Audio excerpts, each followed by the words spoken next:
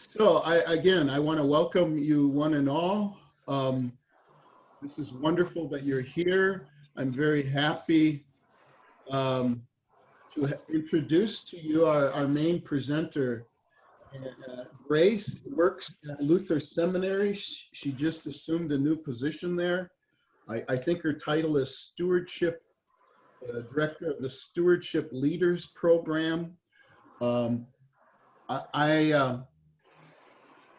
I knew of Grace from her book that she co-authored. I'm holding up the book, Embracing Stewardship. And indeed, this stewardship book was the last stewardship book that I used in my last call at Prince of Peace Lutheran in Harvey, Marquette area. And I was impressed by it. And I've listened in on Grace on some webinars. And she used to work with Portico, but I'm excited for this presentation. Indeed, as I said, it's going to be recorded. If you have any technology issues, oftentimes what can work for you is to reboot your computer and just re-enter the Zoom meeting. You have my cell phone number at the bottom of the email invite to call me. That cell phone number is 906-251-0247. But I pray we have no technology issues whatsoever. Won't that be lovely? I'm going to have a brief prayer, and then I'm going to turn it over to Grace. So let us pray. Good and gracious God, I thank you for this opportunity to be together. Even through the miracle of technology, and these technologies we take for granted now, but allow us to connect and to learn. So I pray your blessing upon our presenter today, Grace, and upon all the participants. Give us open and learning hearts that we might take away fruitful things from this time together. In Jesus' name, amen. Amen. So before I hand it over to Grace, I would ask that all of you mute yourselves right now. Grace, the Zoom room is yours. Thank you so much, Jim. I really appreciate that. And welcome to all of you. I'm so grateful to have you here on the live session. It's so much more fun to do a recording when there are actually people there and we can have real conversations. So this is going to be so much fun for us today. So to begin with, I just want to lead you through the schedule of what Jim and I have in mind.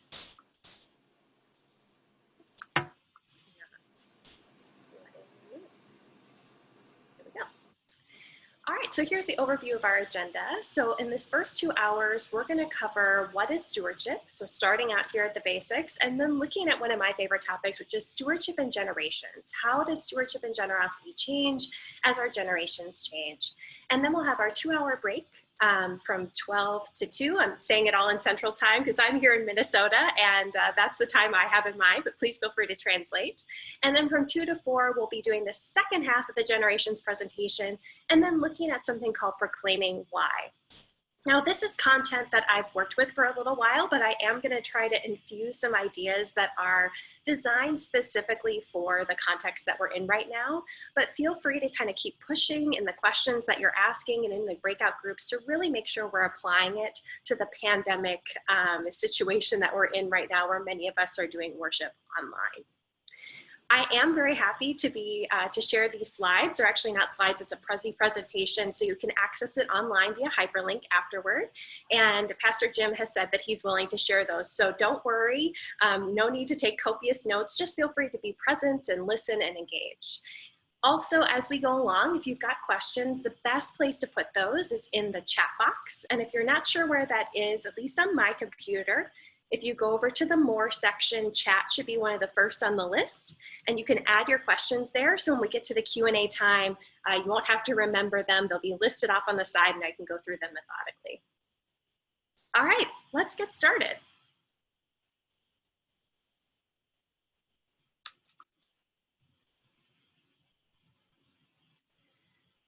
like to begin my presentations by talking about what stewardship is all about. Because I think stewardship can often be a bit of a code word. I don't know if it's like that for you, but whenever I hear someone use the word stewardship, I kind of want to know what their definition is behind it, because it means so many different things to so many different people. So to begin with, and I think we're just going to stay in this big group, Jim, if that's okay with you, I'd love for us to talk a bit about what stewardship means to us. So think for a minute. What's the first thing that comes to mind for you when you hear the word stewardship? Could be a word, could be a phrase, could be a specific image, might be a hymn or a Bible verse you're hearing in your head. What's that first thing that comes to mind for you? And please know, I'll stress this all day, this is a judgment-free zone. So if you have a negative image that comes to mind, that's perfectly okay too. All right, so I'm going to give you a second to think about it, and then we'll share together.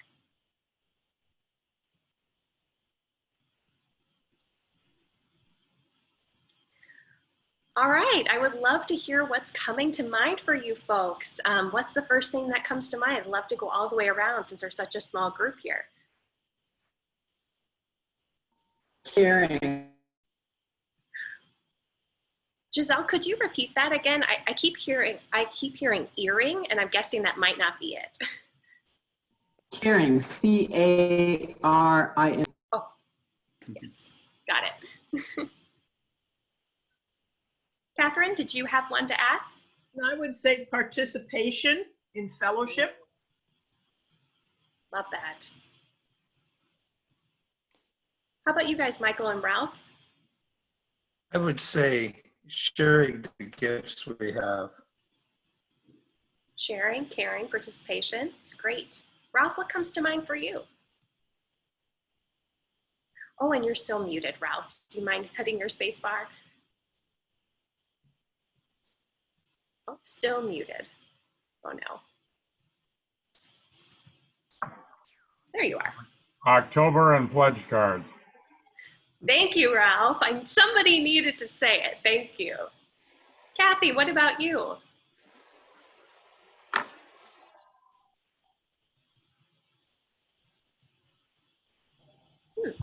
I think Kathy might no longer be with us. Kathy's there, yeah. I'll chime in. I think about. Oh, I'm muted. I was muted. Okay, go, Kathy. Time, talent, and money. Got it. Thank you. Thank you. And I'll chime in to say, I oftentimes think of the environment and what's entrusted to us. Those are all really, really great. Thank you so much for sharing the images that come to mind for you. So I'm curious, if I had all of the people from your congregation here with us today, and they had to share their word that came to mind, what do you think would be the most common response? Catherine? Oh, stewardship in October, everybody thinks about pledge cards and money. Pledge cards and money. Yes, absolutely. That's so often what people have in mind. Money, money, money. It is, as my colleague Chick Lane often puts it, when people hear the word stewardship, they are reaching for their billfold to hide it because they know that there's a conversation coming with an ask. Am I right? But for me, stewardship means something entirely different. Stewardship to me is about money, but it's about so much more. The primary image that comes to mind for me is a heart. Stewardship to me is all about love. So what I want to do for our first portion of our time together is dive deep into what stewardship looks like in my frame of mind. And I'm guessing this might be a little bit different from other framings of stewardship that you've heard before. And one of the ways we're going to do that is by reading a story together. And it's one of my favorite stories, The Good Samaritan. Now, I realize that this is a biblical story that we hear told again and again and again and again. And if you're anything like me, I can still remember the felt board and the figurines that my Sunday school teachers used to use in telling this story. I mean, I've heard it so often, it doesn't even seem to make sense to me anymore. That's why I want to try reading it a different way together. One of the practices we use often at Luther Seminary is reading a passage out loud together. so we can hear it anew in a different way. And so I encourage you to do that with me. We're going to be muted because on Zoom, I can only hear one voice at a time, so it wouldn't really work very well to unmute. But what I'd encourage you to do, if you're comfortable in your own space, is to read the story aloud with me and hear how you hear the story differently. Now, if you're sitting there saying, Grace, I've heard this story so many times, I'm not even sure I could hear it in a new way. Here's a new metaphor to consider. How do you see the Good Samaritan narrative through the lens of stewardship? How might the story be called the Good Steward? And how does that shift your perspective?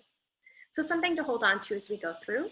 We're going to read this passage section by section, and I'm going to stop and kind of point out a few things as we go along. Sounds good?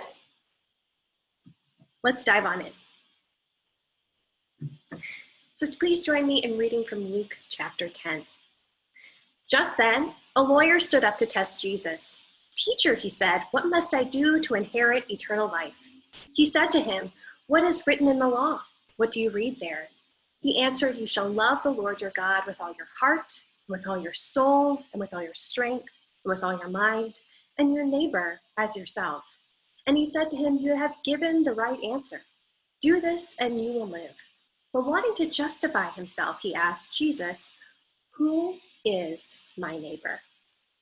So let's stop here for now. I think it's important to point out here that these verses that the lawyer spoke back to Jesus were ones that he knew very, very well. The first section there comes from Deuteronomy chapter 6, the Shema, the core, the centerpiece of the Hebrew faith. This is likely something that rolled right off the lawyer's tongue. It was a verse that he had heard again and again and again. And the second piece there is not new either. It comes from Leviticus chapter 19. The other thing I want to point out here is the word love, and particularly what love means in the Hebrew context. Because again, the lawyer is quoting here from the Torah. Love in the Hebrew context means complete devotion, loyalty, and commitment. Now that's quite different from what it means in the English language. I feel like love in English has kind of lost its meaning. I can say in one sentence that I love my husband and I love spaghetti and meatballs. And we know that those two types of love are different, and yet we're using the exact same word. In Hebrew here, again, it's more closely related to the love that I have for my spouse. It's about devotion, loyalty, and it takes my whole self. I love the way that Alan Culpepper puts this in the New Interpreter's Bible. The importance of these qualifiers is to plant the flag of God's sovereignty over the whole of one's life. God's claim on us reaches to every area of our experience, to our innermost being, our heart, our lives, what gives us our individual identity, our soul, our energy, strength, resolve, and resources, our might, and our understanding and intellectual capacities, our mind. No part of ourselves to be withheld from God. Whenever I read that section from Alan Culpepper, I'm kind of blown away at the capacity for love in this way. It feels like such a high calling to commit ourselves and to take all of the resources that God has entrusted to us and bring that into the commitment. To me, stewardship is the way in which we use all of the resources that God has entrusted to our care to love God and our neighbor. Stewardship to me isn't just something we say. It's about being love in action. Love in action. So let's see how that vision of stewardship is lived out through the rest of this passage. Join me in reading again. Jesus replied, a man was going down from Jerusalem to Jericho and fell into the hands of robbers, who stripped him, beat him, and went away, leaving him half dead. Now by chance, a priest was going down that road, and when he saw him, he passed by on the other side. So likewise, a Levite, when he came to the place and saw him, passed by on the other side. But a Samaritan, while traveling, came near him. And when he saw him, he was moved with pity. Now first, I want to talk about the context here. The road from Jerusalem to Jericho. Now, if you are someone who did not grow up in this context, it's easy to not think much about that road. Jesus was just setting the stage. But in fact, the road here is one of the most dangerous ones in the ancient world. This is not the place where you took your partner on a pandemic walk to get out of the house.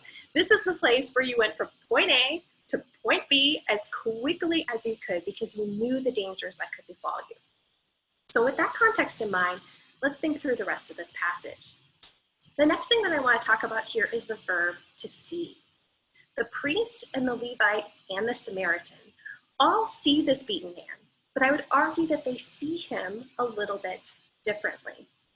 Now, of course, scholars have been debating for centuries why the priest and the Levite didn't stop. And I am not going to weigh you down on a Saturday morning with all of that scholarly work. You're certainly welcome to look into it yourself. Instead, I'm going to offer you just a suggestion. I would argue that the priest and the Levite saw this man first, possibly as a warning sign. They knew this road was dangerous. They had somewhere to get to on the other side of this road. And here was this man beaten in front of them, just a reminder of the dangers that could befall him. Another way they might have seen him is as a burden, something getting in the way of their journey. The priest and the Levite set out on this road. They were on a mission. They had to use this road to get there. And this man was just getting in the way. While I have a little bit less empathy for that second viewpoint, I have to say I have some empathy for the first one.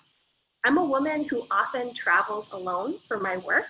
I traveled alone a lot in my job with Portico, and the idea of running across a beaten man by the side of the road, I don't know that I would have felt comfortable to stop, especially if I was in an area that I already knew was dangerous. So I've got a little bit of empathy for this priest and Levite. But let's take a look at the Samaritan. He not only sees this man from a distance, as the priest and the Levite have, but he comes close. And when he comes close, he's moved with pity, or as other versions have translated that word, compassion, which I tend to like a little better. Let's continue on with our reading of this passage. Please join me. He went to him and bandaged his wounds, having poured oil and wine on them. Then he put him on his own animal, brought him to an inn, and took care of him. The next day, he took out 2 denarii and gave them to the innkeeper and said, "Take care of him, and when I come back, I will repay you whatever more you spent." The Samaritan did not just throw money at the man by the side of the road. He did not just bandage his wounds and walk away. Instead, this man shows off, offering all that God has entrusted to his care, or as I like to say, everything that he's got on his person, everything in his saddlebag, for this man's care. Now, it's important to remember, as I'm sure many of you know, the Samaritan in this story was not an ally of the Israelites. In fact, he was a cultural enemy. So bear that in mind as we look at this stewardship moment. Now, I've bolded words there to show you all of the different actions that the good Samaritan takes here. And I want to go back to Kathy's definition of stewardship: time, talent, and treasure. Stewardship has so many different facets to it, and I think the Samaritan shows us all of those. He goes to him. He bandages his wounds, offering his skills. He pours oil and wine on him, putting him on his own animal, offering his possessions. He brings him to an inn, offering his time, and takes care of him. And then and only then does the money come in. He offers 2 denarii and gives them to the innkeeper. Now, I think that the most radical thing that the Samaritan offers in this passage is his time. I don't know about you, I am an incredibly type A person, incredibly type A. I used to get made fun of mercilessly in college for the lists and schedules I would make for myself, even on weekends. And I think about this morning and this detailed schedule I had to make sure I was here in time. I live and die by my Google Calendar. And the idea that someone else's needs would get in the way of that is kind of amazing. Looking at what the Samaritan did, clearly he was on a journey for a reason, and yet he took an entire detour for this neighbor that he didn't even know, someone who would have been considered his cultural enemy. How often are we willing to set aside our own calendars, our own schedules, to be drawn in by the Spirit to care for the needs of others? The other thing that I want to draw your attention to here is the money. As one ELCA bishop told me a few years ago when he heard me presenting this material, he said, "Grace, don't you forget about the money, because it's not just about the 2 denarii, the 2 days' wages. In fact, there's something more going on here. Because as you see, it says, take care of him. When you come back, I will repay you whatever more you spend. As this bishop told me, he said he was offering him a blank check. And as this bishop said to me, he said, Grace, I trust you. I like you. I would never give you a blank check. Never give you a blank check. So bear that in mind here. There's a lot going on with financial generosity as well. Now, around the time that I wrote Embracing Stewardship and the time that I first developed my own ideas about stewardship when I was writing Stewards of God's Love for the ELCA, this is where I would stop the story. Here we have this heroic vision of stewardship, this idol that we can look up to and try to emulate, right? It seems like such a powerful telling of the story. The Samaritan who shows up offering all that he has for his cultural enemy. But you see, I don't think Jesus is done with the story here. In fact, there's a couple of verses left, and I think those couple of verses change everything in the way we read this story. So please join with me in finishing it up. Which of these three do you think was a neighbor to the man who fell into the hands of the robbers?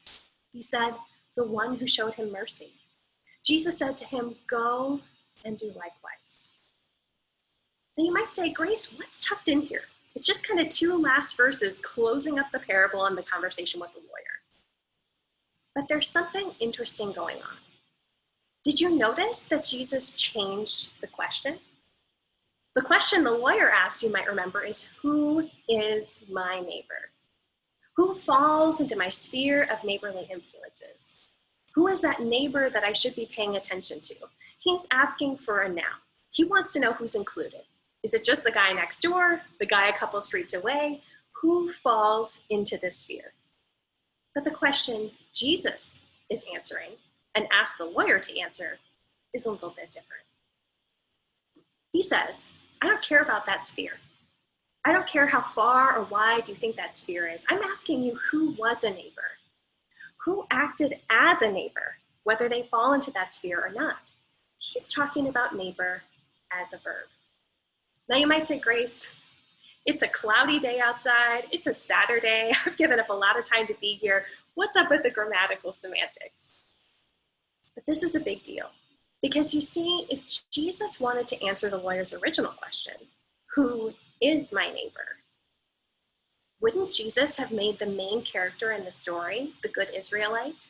The Israelite who shows up offering all that God has entrusted to him for his lowly Samaritan enemy neighbor? But that's not how the story goes. The man we know the least about in terms of ethnic or demographic specifics is that beaten man. We hear more about the priest, the Levite, and the Samaritan than we do about him. So we're left to assume that that beaten man is the Israelite. And what's the audience that Jesus is talking to here? It's an audience of Israelites. I think Jesus is calling us not to see ourselves in the hero position as the Samaritan, as we so often like to do as Christians, but to see ourselves through the lens of the beaten man. And I think this is particularly important for us as stewardship leaders, particularly those of us who've been in positions of stewardship in our congregations for a long time, because we are so accustomed to seeing ourselves in the role of the giver. We are the people that show up offering our time, our talent, our money. We are the people who are leading others in participation, caring, and sharing of their gifts.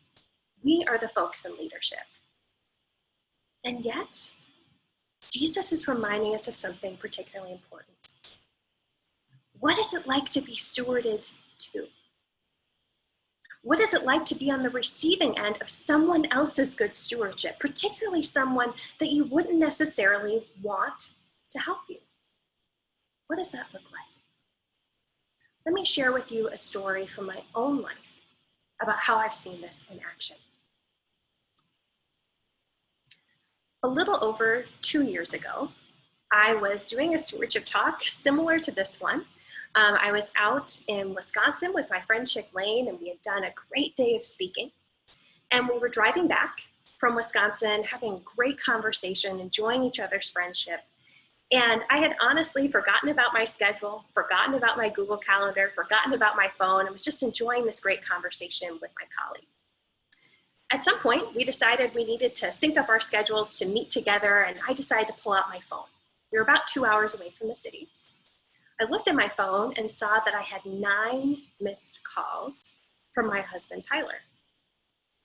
Now, you probably need to understand a little bit about my husband before I go into this. My husband is the kind of guy who is incredibly respectful of me having other relationships outside of our marriage. So if I'm out with a friend for dessert or coffee, he's not going to call me unless there's something urgent. And if he calls me twice, I'm honestly wondering who's bleeding. So 9 times, I was really hoping he had just called me by mistake, accidentally sat on his phone.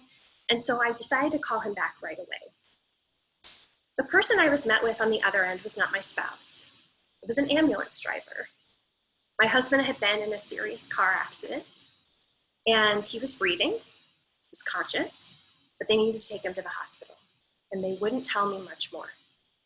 And here I am, 2.5 hours away from the Twin Cities, in complete paralyzed fear. My husband and I don't have any kids, it's just the 2 of us, and this is the most important person to me in the whole world. And honestly, my worries and going out speaking and traveling the country doing work like this is that something like this would happen and I would not be there. I felt paralyzed, like the beaten man by the side of the road. Even though I wasn't there physically, I was certainly there emotionally. My husband, on the other hand, after getting into this car accident, was certainly there in a physical way. So I looked over at my friend Chick, and we decided to drive as fast as was reasonably safe into the city. And I frantically started calling friends, hoping someone could be there to meet him at the hospital should any decisions need to be made if I wasn't back into the cities yet. I called and I called and I called friend upon friend, family member upon family member, and no one picked up the phone because it was a Saturday. It was a Saturday evening. People were out having fun, not paying attention to their cell phones. I certainly understood. Finally, I decided to call my Aunt Dee. Now, my Aunt Dee and I are on completely different sides of just about every spectrum. When it comes to politics, when it comes to religion, we do not believe any of the same things. And while I certainly would never say she was my cultural enemy, I would certainly say she was not the first person I thought of to meet my husband at the hospital if any decisions needed to be made. She was the first person to pick up the phone. She listened intently as I told her about what was going on. And she said that she'd be there and she would do anything that needed to be done. She was also the very first person to pray for me and to invite God's presence into this deeply distressing moment. And I cried. It filled me with such a sense of peace. I finally got to the hospital, realized that my husband had a very damaging ankle break, and luckily they were able to get him into emergency surgery the next day, and I'm happy to tell you all that at this point he is 98 to 99% back to where he was before after 2 years of recovery. When my husband came home a couple days later after his surgery, my Aunt Dee was the first person to go out and buy us groceries. In fact, she bought them ahead of time and had them waiting for us in the garage when we arrived home by caravan from the hospital. Now you have to understand that my Aunt Dee is someone who is nearly on food stamps. She's not in a good position financially. And yet she went out and bought all the groceries for us, had them in the garage, and refused to let us repay her. I've never been more grateful. She's not the first person I would have expected to help me, but she was one of so many people that showed up for my husband and I. I don't know about you, but I'm always used to being in the giving position. I like sharing and caring for others. I like paying for others' meals. I love giving to charity. I love being in that position to offer my time, talents, and treasure. But receiving stewardship is a whole different experience. And it was something that reminded me of what it means to be a recipient of God's grace and love at the hands of those we would least expect or want to help us. My husband was on short-term disability for the next couple months as his ankle healed. And my husband's not a person of faith. And during that time, he said to me, "Grace, where is God in this? I'm in so much pain. This recovery has been so difficult. Where is God at?" And at the time he was asking me this question, I saw the view that you see up on the screen. This is the basement of our old house. This is where my husband spent 2 months. He didn't even come upstairs for 2 months. And I had boarded up the windows so the light wasn't too bright for him. And then I had put up different postcards of places we would go after he recovered, as well as cards from all the people who had sent cards to us. And I said to him, God's face is in every single card that you see there. Every meal that was brought to us unsolicited. Every person who sent flowers. Every person who has checked in with me and you via phone or text message just to make sure we're doing okay and to keep our spirits up. God is in the faces of these people. To summarize the learnings of this experience is really tough, but I think that this poem by Mary Oliver leads us there. I tell you this to break your heart, by which I mean only that it break open and never close again to the rest of the world.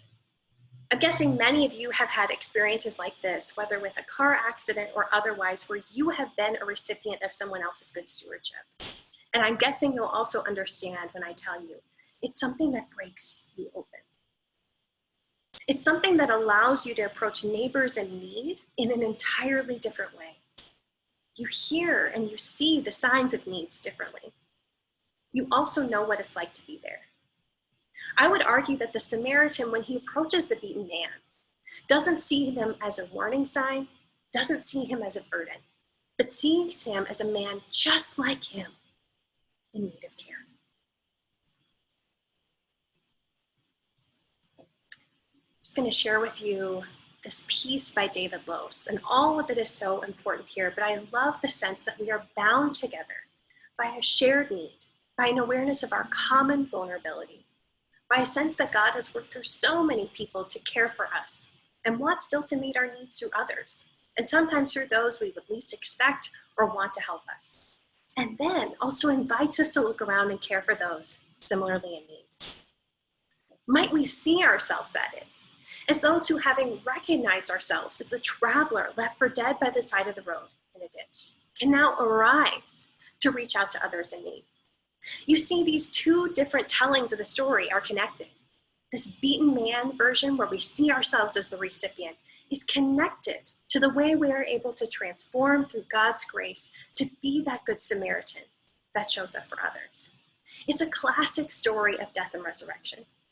But I think for us as stewardship leaders, it's so incredibly important for us to go back to those moments when we were a recipient, because it helps to purify our giving. It reminds us that giving is not about us, our generosity, all that we have entrusted to us, but instead about what God has done for us. To me, stewardship has three movements. The first movement is down. God comes down to us in love. I think we often get stewardship wrong when we start by looking in. We look in at all the resources that we have and wonder how much we can give away. But when we start with God, all of what God has done for us, the abundance that God has entrusted to our care, our perspective shifts. Then we look in. What are the resources that God has entrusted specifically to us? And I say resources in the broadest sense. And then, and only then, do we look out. How is God calling us to look out to serve our neighbors in need? Let's dive in and take a closer look at those. How has God come down to us in love? Well, here are some of the most banal examples. The earth, creation, the cross, baptism. But I encourage you to think about your own story. Where have you seen God come down to you in love? Where have you seen that happen? My story is just one example of that. It begins with God. Next, we look in. What resources do I have to share? And as Kathy shared earlier, time and talent and treasure are things we talk about a lot when it comes to stewardship. And they're very important because they widen the lens for stewardship for so many people who only think of it as money. And yet, I think we could widen it out even more. I first learned about stewardship when I was in seminary. Yes, I walked into Luther Seminary never having heard the word stewardship. I grew up Assemblies of God, so we talked a lot about tithes and offerings, but I had never heard the word stewardship. The reason why I even found out stewardship existed was because I needed a part-time job. I needed money to help pay my utility bills while I was in seminary. So I got a student worker job, found out that the seminary or the Stewardship Leaders Program was hiring, thought I don't know what stewardship is about, but maybe I can figure it out. I can do some editing, I can do some copying, I can do whatever they need done. And sat down for my interview to get a 30-minute stewardship sermon from the former director, Jerry Hoffman. He shared with me what stewardship was all about. That was about God, not about us, and about all of the magnificent things God has entrusted to us in our role as managers or stewards. Now, at the time that I heard this story, my life did not feel abundant in just about any way. I was a seminary student living in the room the size of a broom closet in Bachman Hall, tiny little dorm room. So I kept thinking, what is God calling me to steward? Because I certainly don't have a lot of money. So what does this look like? And I kept thinking to my Volkswagen Bug, because I had a car and so many other students on campus didn't. How might God be calling me to use my car as a stewardship moment? How might I pick up and drive others places? How might I help them get to the grocery store? Another thing I often think about is smiles, because I think stewardship is something people can do at any age with any socioeconomic status. I think back to a story I heard a few years ago of a woman who lived near a middle school, and every day she would slowly kind of roll up or walk up to her window, sit there and wave to students as they went to school. She gave them a smile and a wave as they walked to school. Then she would go about her day and come back to the window at the end of the day, wave and smile to them. Now, middle school, as we all know, is not exactly the most fond moment in most youth's growing up experience. It's often a time when people are unsure of themselves or feeling bullied. And yet, this woman made a difference for them. So much so that one day, when the woman was not there, the students went to the library, did some research, realized this woman had passed away, and actually went to her funeral and shared their stories. She had made a profound difference in their lives. For many of these students, that smile and wave was the first positive interaction those students had throughout the day. And for some, it was the only positive one they had until they saw her smiling and waving again on their way home.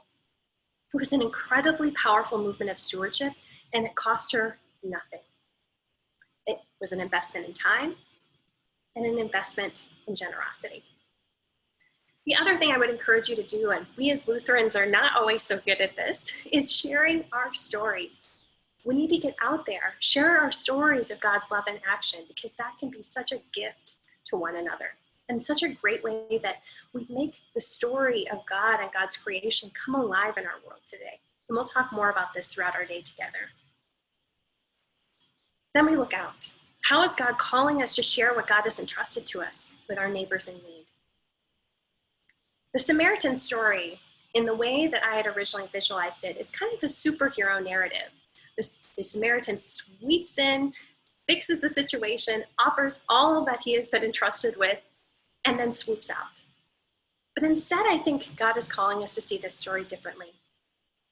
Rather to see this as a moment of one person meeting another. The Samaritan who has experienced God's grace and love in action, reaching out to that neighbor in need. It's about two people connecting, not about a superhero who's got all of his problems solved and can help this lowly little person in the corner. That meeting, that equality makes a big difference. So how does this shape the way that we lead our stewardship ministry? I invite you to not think about stewardship as raising money. I think especially those of us who have been in stewardship a long time can get money in our eyes. I think back to the secretary and treasurer at the first congregation that I served while I was in seminary. And she would often say to me, we sat next to each other in the choir loft on Sunday mornings. Whenever she saw new members coming up, she said, "Grace, it's more money in the plate. It's more money in the plate." It's just I just kept telling her, you can't say that. That's such a terrible idea. And she wasn't saying that because she was a bad person, but just because she was thinking so consciously about how to create sustainability for our church, that she had money in her eyes. I encourage you instead to think about growing givers in all capacities, helping people to realize the way God has come down to them in love, then looking in at all of the various gifts and resources that they might have to offer, and then and only then looking out. Focus instead on the giver more than you're focusing on the gift.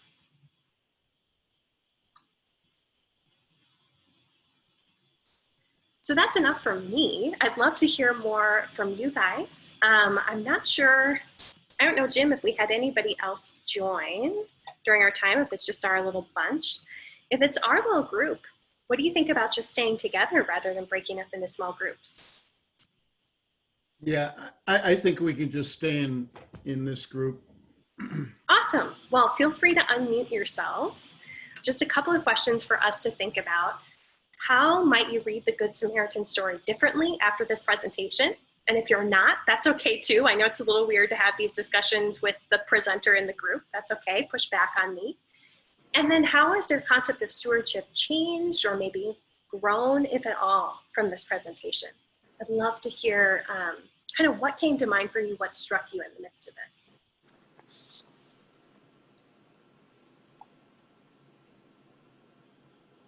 I think there's always this danger of relating stewardship to the delivery of goods. You know, we have the goods, we have the good news, and we're going to deliver it to you. And there's certainly a time to deliver the goods, so to speak.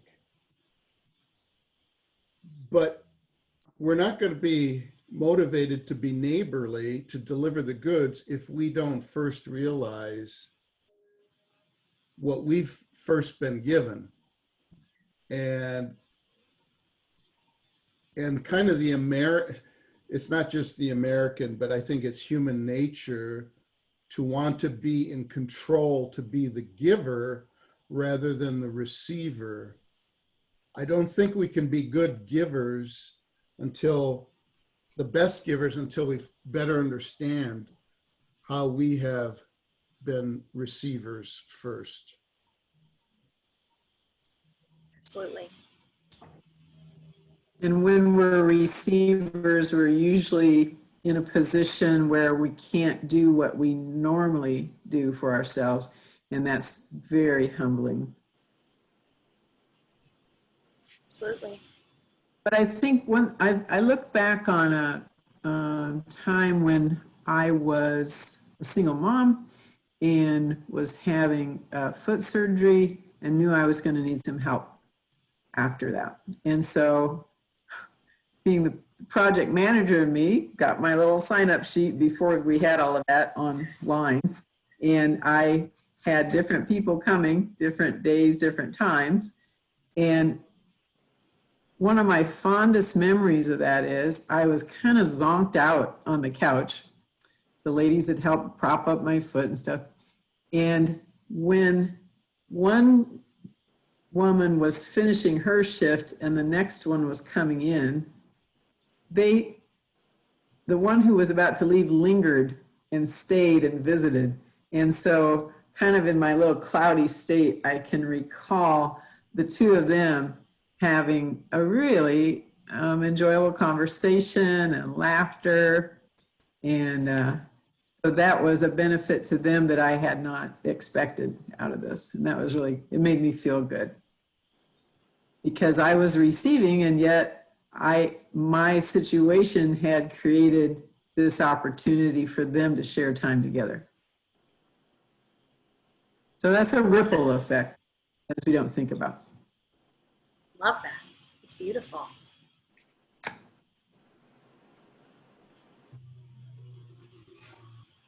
I think I learned a lot in that I think I came up with what our stewardship campaign is going to be titled this year. And I'm going to call it Stewardship is Love in Action, a big red heart, and then time, talent, and treasure. And then I think we should start by reading the Good Samaritan story. I love that, Kathy. I mean, that feels very self-centered to say that, but I think it's really a beautiful way to do it. I think this story can be really helpful, especially right now, when so many people can see themselves in different lenses in this story, and many people feel like the beaten man in the midst of this pandemic and recession? I think this is what I was praying for. Oh, good.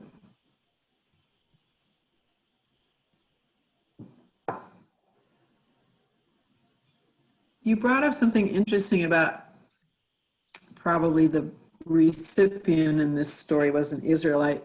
And sometimes when we do give to others, they're not always thankful. They're not always grateful. Sometimes they're cranky, and it may be because they're embarrassed that they can't, that they're to be in this position or whatever. And I think back to one of the most, I think one of the examples for me that had the most impact was, I don't know if you saw the movie called the Remnant. Yes, That one with Leonardo DiCaprio. Okay, and so in that movie, there was a Native American whose whole tribe had been wiped out, and he was by himself. And he saw that he was this white man who was injured, really severely, and this Native American had a lot of skills in medicine, and so he cared for this man's wounds, and even built a small smoke hut. And so the white guy was in the smoke hut after he had herbs applied to him and everything, just almost in a coma. And a band of white people came and they hung this Native American. So when Leonardo emerged from alive and much recovered, here what he saw, this, in this case, the Good Samaritan, gave his life, really. And so sometimes we don't get the nice little thank you notes and the appreciation, but that's okay. I mean, I don't want to give my life. I'm not ready to go to Sierra Leone and get my hands chopped off and things like that. But just remember that the reason that you're doing it. And even if somebody's not appreciative necessarily of how you painted their house or whatever, doesn't mean that later on they're not going to reflect on that and have some appreciation that you might not have gotten to see or hear.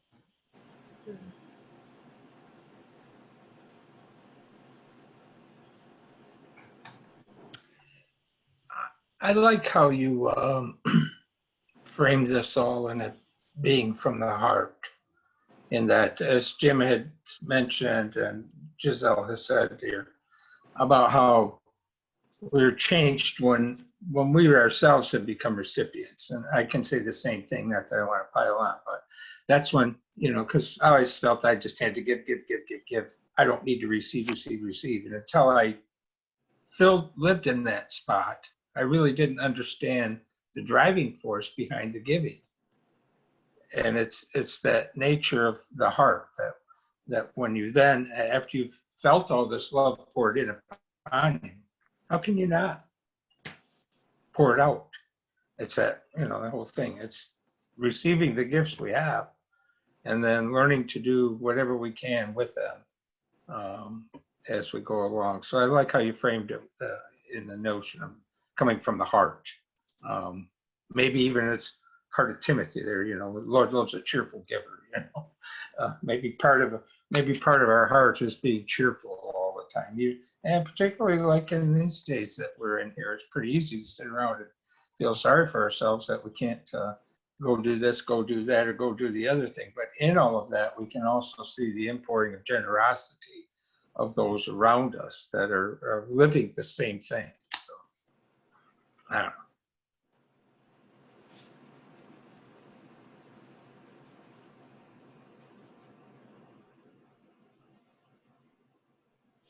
Oh, Ralph, I think you're muted again. I don't know if you're talking to us, but we'd love to hear your voice.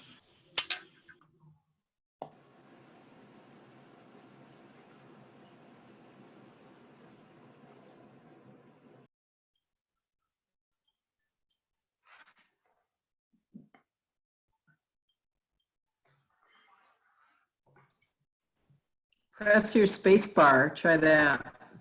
Now I'm unmuted. You're good now. Thanks.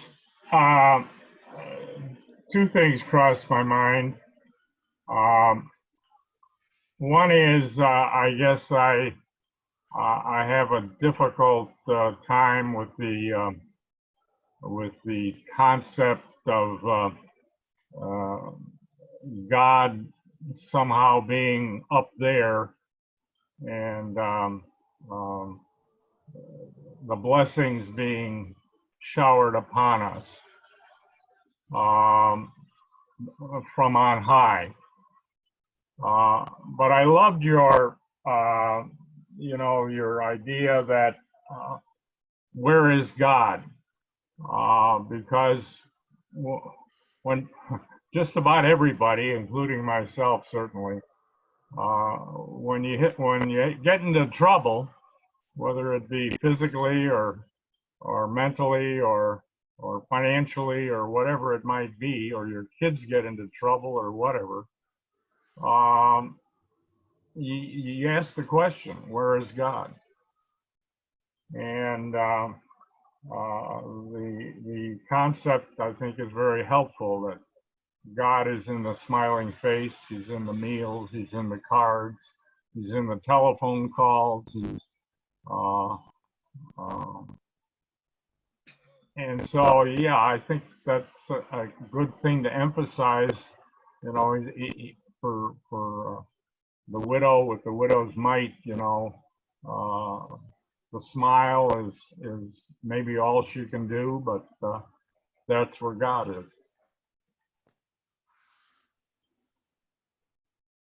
Some of you might know the singer Bette Midler, a little before your time, maybe, Grace, but about 30 years She's ago. not before my time. She was one of my first CDs. I loved it. Good. All right, awesome.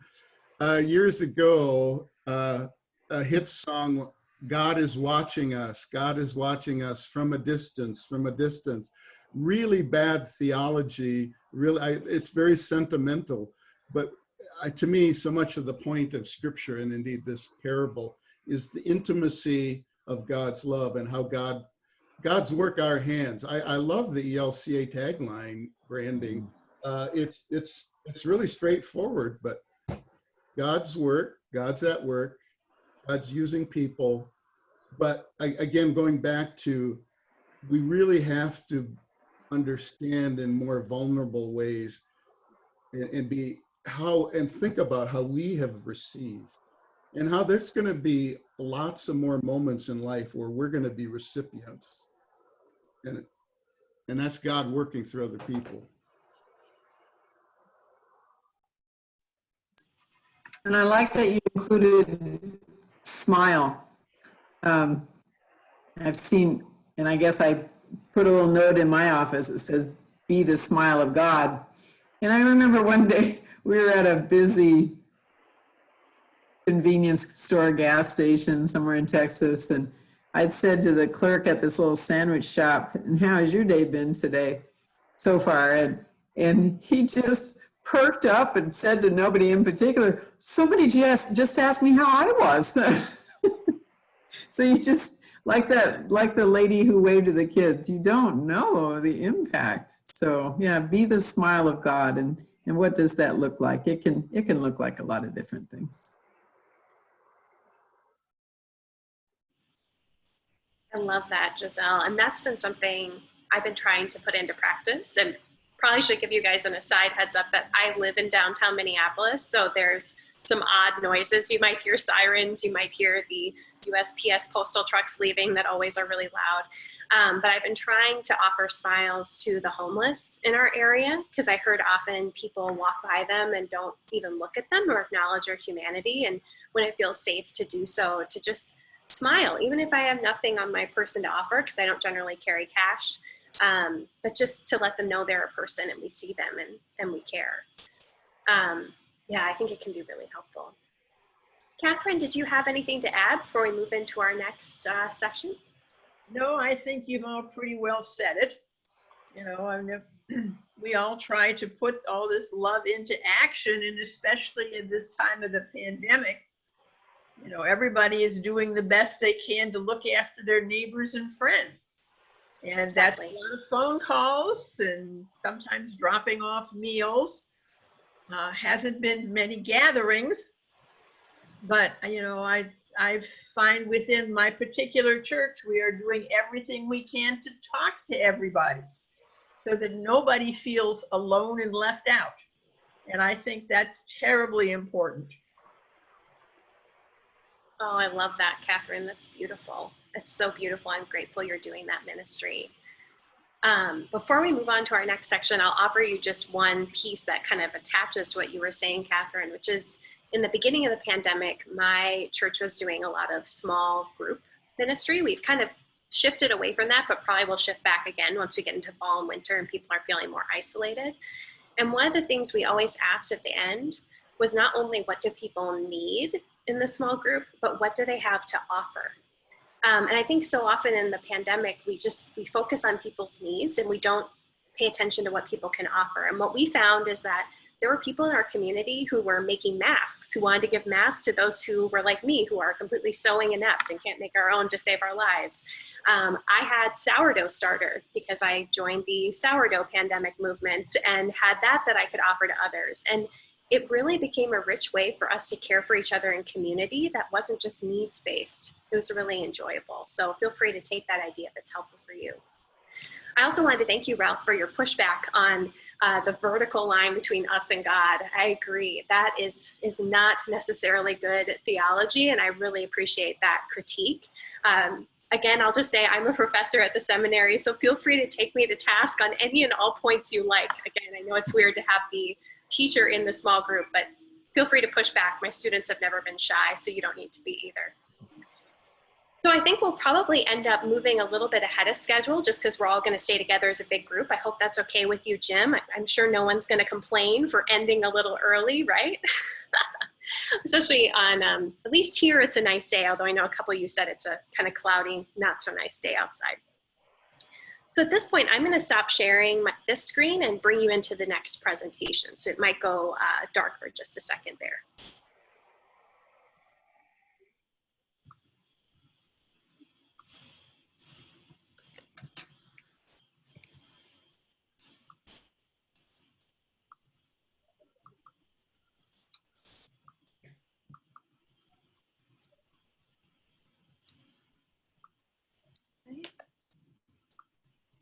Able to share.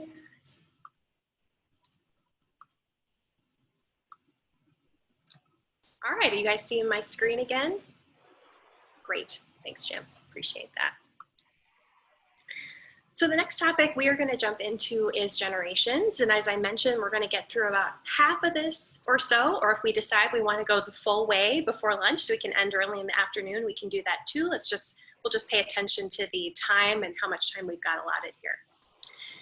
So to begin with, I'll walk you through this presentation. There'll be some interaction in the middle, but for right now, feel free to mute yourselves just so everybody can make sure to hear me.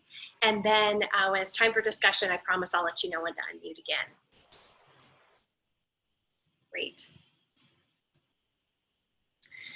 So I want to begin by setting the stage of why this topic of stewardship and generations is particularly important to me. One of the main reasons I got interested in this topic, as I mentioned, I became a stewardship lover in the midst of seminary. I'm honestly not sure there's anyone who enjoys talking about stewardship more than me. And I don't mean that in a selfish way, but just because I am incredibly obsessed with this topic and have so much energy around it. And I did from the time that I heard about it up until now. And what I happened to find, as someone who has been a person of faith all of my life, in the Assemblies of God, moving into the American Baptist Church, and then into the Lutheran Church after seminary, was that often when I would go into congregations, I was usually the youngest person in the adult sphere, and tend to be now when I walk into congregations as well. And that always meant for some interesting interactions to take place. For instance, when my husband and I would go to congregations where I was the guest preacher or the guest speaker for an adult forum, oftentimes we would come in for the service, we'd sit in the back, and no one would really pay much attention to us until they found out we were the guest speaker, and then suddenly we were the most interesting person there. And it always felt a bit unusual. we always felt a bit kind of left out, and I really struggled to find myself a spot in church. Another thing that I would notice is that when I would go to new congregations and the plate would pass me by and I would pass it along without putting something in, I often saw people's faces of judgment as I would do that. Now, I'm sure people of all generations experience this, but particularly as a younger person attending congregations, I often felt a bit shamed that I wasn't putting something in the plate, even if I was a visitor. And so many times I wanted to kind of speak out during the offering and say, but I give online, I'm a very generous person. I felt like I had to defend myself. And yet, that's not really something that's appropriate to do. On top of that, kind of paired with that experience, in December of my first year of seminary, the director of the stewardship leaders, Jerry Hoffman, retired, and a new director was hired, Chick Lane, who, if you've read the book Embracing Stewardship, you've heard a lot about, and I know he's presented before in the Synod, so you may have met him before. Chick Lane is a dear friend of mine. During this part of the year, we are 39 years apart, but during most of the year, we are 40 years apart. And we began working closely together. And then when he hired me on after seminary to serve in the Stewardship Leaders Program as the assistant director, we just began learning a lot more about each other. And one of the most interesting things we found is that percentage-wise, we were actually giving the same amount when we started talking about our giving patterns. And yet when people looked at us, a 20-something and a near 60-something, people often assumed very different things about us. Now, of course, the amount that we gave was different. We were making different amounts of money. But in terms of percentage, we were right along the same lines. And as we had more conversations about stewardship, we began to realize our ideas about stewardship are pretty similar as well. But the perceptions were often different. So we decided to explore this idea of stewardship with adults under 40. That's how we had originally put it. This work that we completed was around 8 years ago. So stewardship with adults under 40 at that point was talking about two generations of folks, Gen X and millennials. And don't worry, I'll define those in a little bit if you're not familiar with those. But know that that group, of course, has shifted a bit and to include now Gen Z as well. So we began, as part of our work in the Stewardship Leaders Program, to go out and chat with congregations. We did a survey, and then we also did some in-person interviews around the country to hear what people wanted to know more about in terms of stewardship. And we included stewardship with adults under 40 on that list. So we'd ask people, what of these topics is most interesting to you? We talk about stewardship in creation, stewardship in worship, stewardship with children. We got so many, amazing conversations, amazing answers. People were really engaged. But when it came to stewardship with adults under 40, some interesting things started to happen. The second we brought it up, the room changed. The emotional environment was different. We got everything from anxiety to all and out hatred to everything in between. People were frustrated. They did not know how to engage this group. But one of the most interesting things that happened is even though Chick and I had been leading this conversation side by side the whole time, it was as if I went to the Harry Potter world and put on an invisibility cloak and went invisible. They would rant and rant about stewardship with adults under 40, and then they would turn their focus on Chick, as if I was no longer in the room, and say, Chick, how do you reach out to stewardship with adults under 40? And I'm sitting here as someone in their mid-20s, who's the assistant director of the Stewardship Leaders Program, wearing stewardship on my sleeves with all my passion. No one would look at me. They wouldn't ask me any questions. They wouldn't look at me. I was so curious what was going on, and Chick was as well. And this happened everywhere we went. It wasn't a specific area of the country or anybody with a specific demographic. This happened everywhere. And so we started trying a few different things to get the conversation going, and no one ever really picked up on it. And finally, I started inserting myself into the conversation and trying to bring in points, and was often pretty, kind of shooed away. We don't want to hear from you, we want to hear from him. So after this experience, I said to Chick, I want to do my own research. I want to talk to people my own age. I want to hear what they think about stewardship, and I want to share this with a wider audience. Will you support me?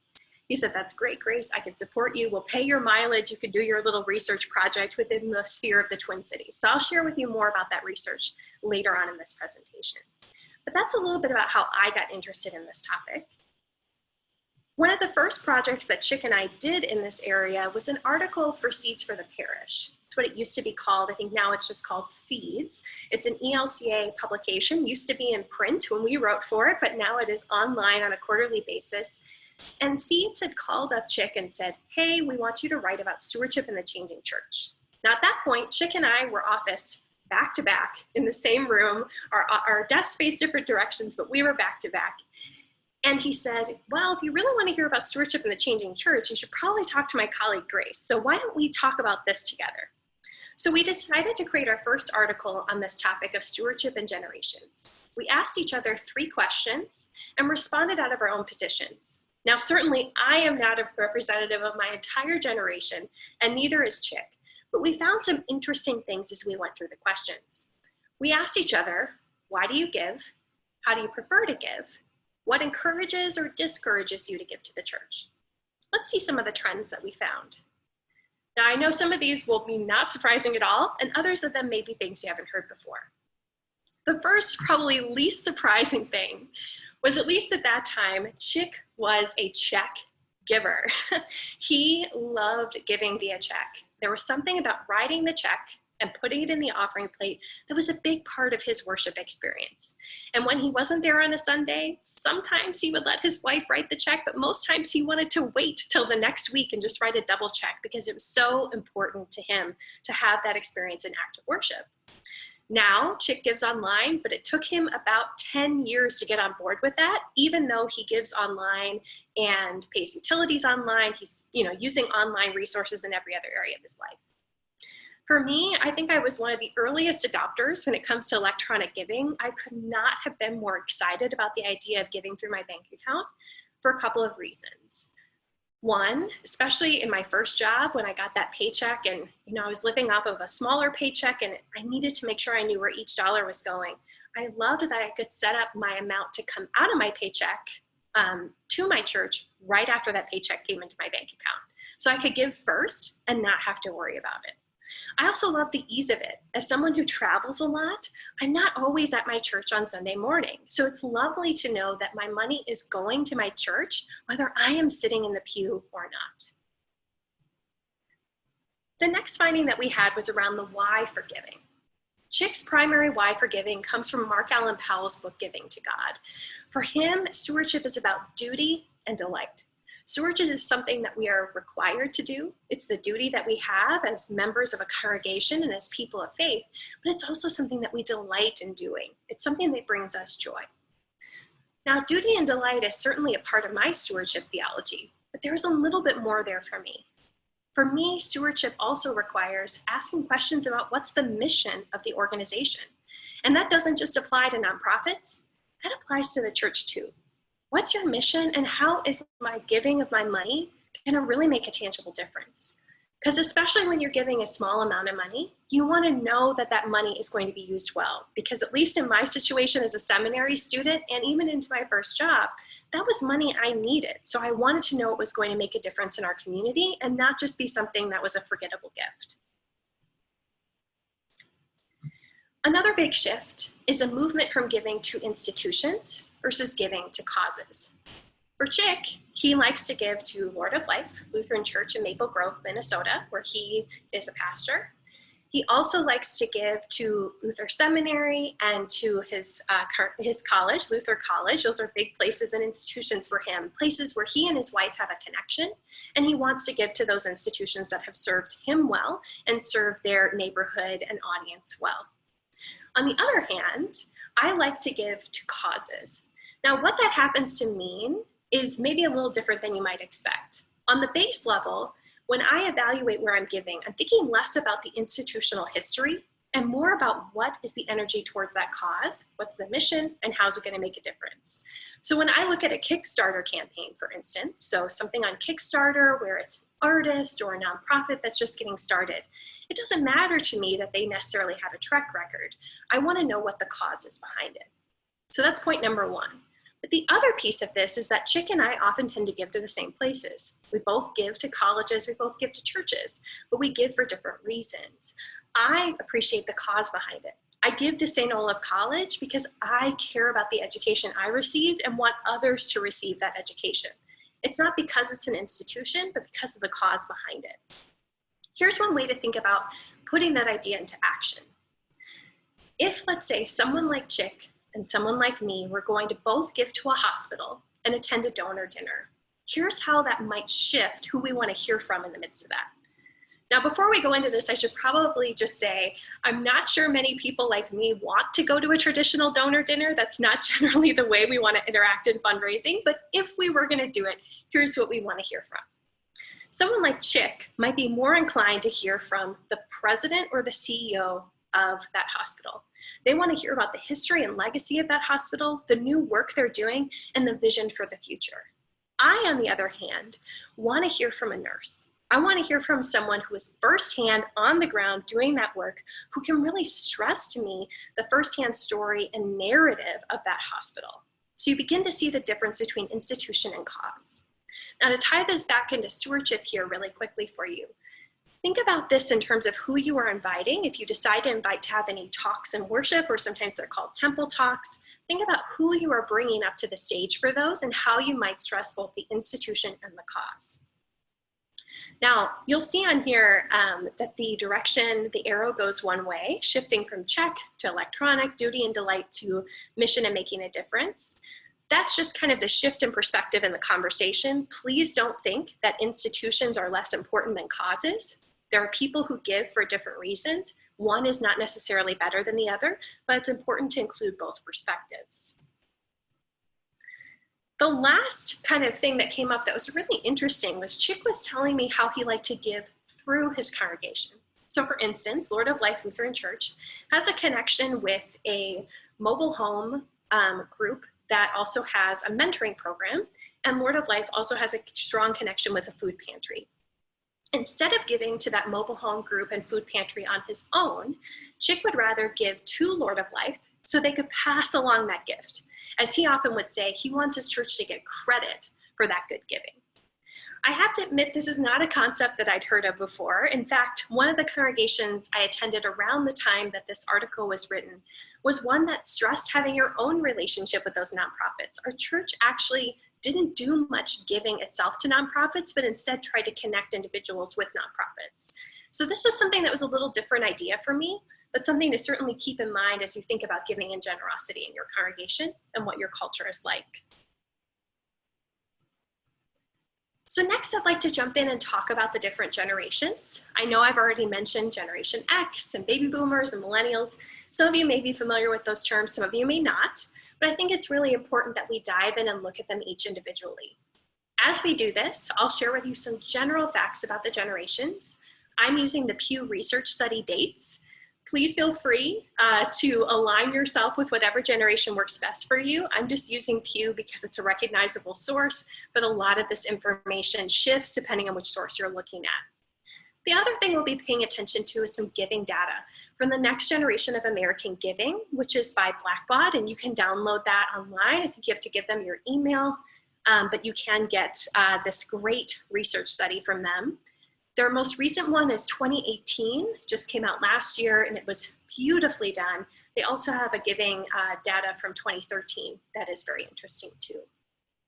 As we go through this, if you are comfortable, I'm going to invite you to raise your hand and tell us which generation you're in. I'll let you know when you need to do that, so you don't need to worry. If you feel like you are a part of a different generation than where you align by birth year, feel free to align yourself there. I know a couple of years ago, I saw someone who appeared to be in his 70s align himself with the millennials. That's great. That's perfectly fine. Feel free to take it with a grain of salt and align yourself where it feels best to you. And if you prefer not to share, of course, you can do that as well. So let's dive in. We're going to begin by talking about the habits of the matures. Now you might say, Grace, mature, that's a generation that I've never heard of before. What exactly is that about? The matures is a generation that the Next Generation of American Giving combined together the silent generation and the greatest generation and put them together into one because there are so few greatest generation folks left, and they happen to call it the matures. So let's take a closer look. Their birth dates are 1901 to 1945, which means that in 2020, these folks are ages 75 plus. Some things that define the greatest generation. They're called the greatest generation because they fought in World War II, came home and started families and really laid the foundation for a lot of what we see in traditional American society today. In contrast, the silent generation are often children of the Depression era, And the reason why they're called the silent generation, should just make it clear, I'm not naming these generations. They've been named way before me, but I have had people debate with me why I'm calling them that. It's somebody else's name, not mine. But the reason why they're called the silent generation is because they tend to be traditionalists and conformists. That's why they're called the silent generation. Let's talk a bit about their giving data. Please note that this next generation of American giving study is based on charitable giving throughout the charitable giving space, so this is not just congregational giving. But churches are included, as you can see down there in terms of giving priorities, so we will talk a bit about that. Looking at the matures, 78% of folks in this generation give, so almost 80% of people in this generation are giving. And with those who give, they give on average about $1,200 per year across 6.3 different charities. Now, something that you may have heard before is that younger people tend to give to more places than those who are older. In fact, this study found something different, and they found the same thing in 2013. So I have a tendency to believe if they found it twice, this is likely to be true, that people in the mature generation actually tend to give to the most places overall. Those in the mature generation make up 20% of the giving pie, so about a fifth of the giving pie. And in terms of the ways that they like to give, their channels for giving, they're a little bit more across the board. It's been interesting to see from the 2013 data to the 2018 data how this has grown. As you might expect, in 2013, the matures were pretty much stuck on mail giving and weren't going to let that one go. And things have diversified a bit over that past 5 years. Mail giving is certainly high up on the list for them. They like giving via mail, about 43%. But 38% also want to give online, so that's available. Facebook giving, or giving via social media, is at 6%, so it's still pretty low, but it's growing. And text giving is 3%. I should note to you that text giving overall is very low across the generations. The highest you're going to see is about 8%. The last piece there is probably a little bit harder to understand. That's talking about crowdfunding. Crowdfunding, as you may have heard of before, is often done online, but it can be done without an online source.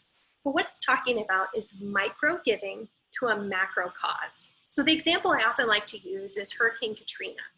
After Hurricane Katrina, there was that TV show that had all of those different pop stars who were singing. It was this live concert, and then there was that kind of bar along the bottom that said, give $5 and text to this number and you will have given to Hurricane Katrina relief. And they raised millions and millions of dollars through everybody's $5 donation.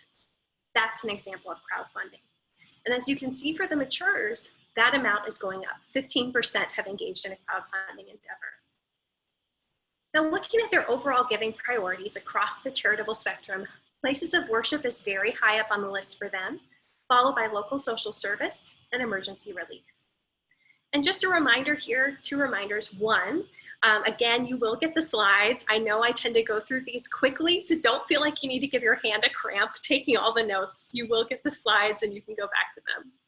The other thing I would say too is if you've got questions as we go along, don't hesitate to put those in the chat box. We'll have plenty of time to address those too.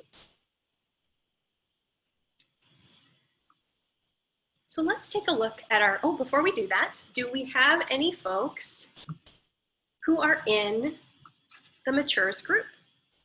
Anybody today? Awesome, we got Ralph. And Kathy, I know we can't see you, but if you can find the hand raise button, you'd be more than welcome to participate or just shout it out. Thank you, Ralph, for saying that. That's great. I'm actually a boomer, baby boomer. Well, then you're next. You're leading us right into the next section here. This is great. So the next section we're going to talk about is our baby boomers, which I know you've never heard anything about baby boomers. It's a completely new generation, right? I feel like we hear about baby boomers all the time. Birth dates are 1946 to 1964 for our baby boomers. Ages 74 to 56 in 2020. Things to know about the baby boomers, some things that were a critical part of their coming of age. For many, they either participated in or heard about the civil rights movement.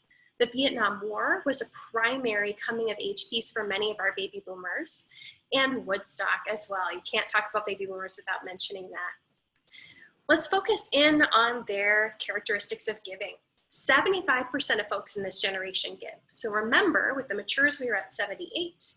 Now we're a little bit further down to 75, but there's not a big statistical difference there. The amount they're giving is a little bit different. The matures are at $1,200 and our baby boomers are at $1,000 per year for those who give. And they're giving across 4.2 different charities. So they're giving across less charities overall than their mature counterparts. Taking a look at total giving, as I'm sure comes as no surprise to none of you, they are the biggest cross-section of the giving pie, 41%. And I've actually seen some other charitable giving studies that say they're around 50%. This is the biggest group, and I'm guessing in your congregation are likely a big group in terms of your giving and generosity as well. Now, when it comes to channels for giving for our baby boomers, I often say they like the whole buffet line. You want to do mail giving? They'll take you up on that. You want to do online giving? They'll be a part of that too. Social media giving is growing overall for them. Text giving, again, still remains relatively low, but crowdfunding is up 25%. So again, they're going to be pretty open to the ways you want to give, and I think we'll really appreciate if you have a diversity of different ways you invite people to give. As far as overall giving priorities, local social service is at the top of the list for them, followed by places of worship and then health organizations. I'm going to open up my Zoom window so I have the Hollywood Squares. Do we have any baby boomers with us today who are willing to share? Awesome, that's great. So it looks like we've got Ralph and the matures, I'm a millennial, and the rest are baby boomers. Is that correct? Okay, it's good to know. We need a Gen Xer here to like liven it up for us and a Gen Zer, and we'd be all good. All right, so let's take a look at Gen X. So with Generation X, their birth dates are 1965 to 1980. It's important to note here that this generation is one of the smallest in terms of years, and you'll notice later on when I share some demographic information that that has an impact on the population in this generation as well. The ages are 55 to 40, so they're right at the under 40 cusp, so to speak. And some defining moments for them, the fall of the Berlin Wall was particularly important for many Gen Xers. They were often latchkey kids, so they received a key to get into their home when they got home because most parents were likely not there, or one parent was likely not there. And the last thing that many Gen Xers have told me to share is the rise of MTV. And the way they have told me to tell you about this is to say the real MTV, not the MTV that we think about today. Now, there are no Generation Xers here, so no one's going to call me out for that one, but I just thought it was important that we put that emphasis there. So looking at their giving patterns, 55% of folks in this generation give. So remember, 78, 75, now we're down to 55. So just a little over half of folks in this generation give. And they give on average about $921 per year, which is not that much different in terms of amount than their baby boomer counterparts. And they're giving it across 3.8 different charities, which again isn't that different. So the giving profile, so to speak, from a baby boomer versus a Gen Xer, if they are a giver, isn't all that different, but the amount of people that give in their generation is quite different, a little over half versus about 3/4. Again, I know I'm throwing a lot of numerical data at you guys. I hope you can take it. We can always dive into it more in the Q&A. I'm a math major, so I just love digging into the data. So the total giving here, Generation X is around 25% of the total giving pie, so about a quarter, 23%. And as far as channels for giving go, it probably be of no surprise to you that electronic patterns are generally their preference. So giving online is at 37%. Crowdfunding is at 36%, so again, fairly high. They are the highest generation in terms of text giving, and they share that with the millennials, which we'll talk about in just a moment, at 8%. And then Facebook, social media in general, not just Facebook, is 9%. But they're still doing some mail giving as well at 14%. It's important to note here with Generation X that their giving tends to go to a couple other places other than places of worship. Local social service is the highest, followed by health charities and animal charities. Generation X is the only generation that did not have places of worship on their top 10 list in terms of their priorities for giving. So it's an important thing to keep in mind. I know we don't have any Generation Xers, so I won't ask, but I would encourage you, if you use this information at all with your stewardship teams, to ask these questions, not so that you single people out, but just so you have a sense of who's in the room. So let's take a look at millennials. I've already announced that I am a millennial, so you know where I stand. Millennials' birth dates, these are still up for debate, but generally are seen as 1981 to 1995, so a little bit longer in some ways than their Generation X counterparts, depending on which data you're looking at. Ages 39 to 25. Some defining moments, and particularly for early millennials, which is the group that I am in, is the September 11th attacks. We're often defining their coming of age. Oftentimes, millennials are thought of as digital natives, and it's really important to remember that most millennials are not digital natives. I can still remember when my family got a computer, but I was not born with a computer in my house. I was not born with an iPad in my hand or a cell phone in my hand, as you see in the picture there. That was not a part of my coming of age experience, and often people will bring that assumption and put it on me, and that's not true. So just bear in mind, millennials are often not digital natives. Gen Z, however, is. We'll talk more in just a minute about that. With millennials, often their coming of age was associated with the rise of social media. So the rise of MySpace, Facebook, LinkedIn, Instagram, a lot of those things happened during their formative years. Taking a look at some data here, 51% of folks in this generation give, so a little bit less than the Gen X counterparts, but not by much. But you'll notice that their giving is significantly less. It's about half of what their Generation X and baby boomer peers are doing. So they're at $591 per year across 3.5 different charities. Now, I think some of this has to do with getting into your first career. Some families are having kids. They often don't have as much disposable income. We can certainly have more conversation about that. Looking at total giving, millennials are around 14% of the giving pie. And in terms of channels for giving, they kind of pair well with their Gen X counterparts in terms of website giving, be their highest amount, 40%. Crowdfunding is actually even higher than that at 48%. They really enjoy joining those crowdfunding campaigns. I know I certainly do. 17% for social media giving. And again, they tie with the Generation Xers for text giving at 8%. Overall giving priorities, I was actually pretty surprised to see this, and this varies widely from their 2013 data, is places of worship is actually on the top of the list for millennials, followed by children's charities and local social service. But again, bear in mind, only about half of millennials, according to this study, are giving on an annual basis. Our last generation to talk about is Generation Z, and I'm guessing some of you in the room may not have even really heard this phrase before, but Generation Z is the one that comes after millennials. Birth dates are 1996 to 2014, ages 24 to 6. These folks are the real digital natives. I think about my niece and nephew who are actually on the cusp of the generation following Gen Z, and some of the kids that are graduating from, or adults that are graduating from college today, who are so accustomed in technology. It was something that they were born with. It was not something that they had to learn even at an early age. It was just a part of their coming of age experience. Something else to know about Generation Z is they tend to known to have kind of cell phones at an earlier age, as well as to be more visually adept. Instead of being kind of reading adept, they are more visual in general as a generation. And the other thing to know about them is they're very entrepreneurial. And when we think about stewardship, I think having an entrepreneurial mindset is something that's incredibly helpful. As I've done in my work, thinking about something I like to call funding forward, which is looking for new and creative models for ministry to create sustainability.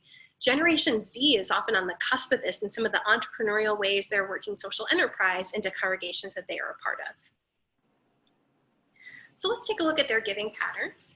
They are the lowest in terms of the percentage of folks in this generation that give. And I believe for the data to be clear on this, they're only interviewing Generation Zers that are 18 and older. So they're not looking at the 6-year-old and asking if they give on an annual basis, in case you're curious about that.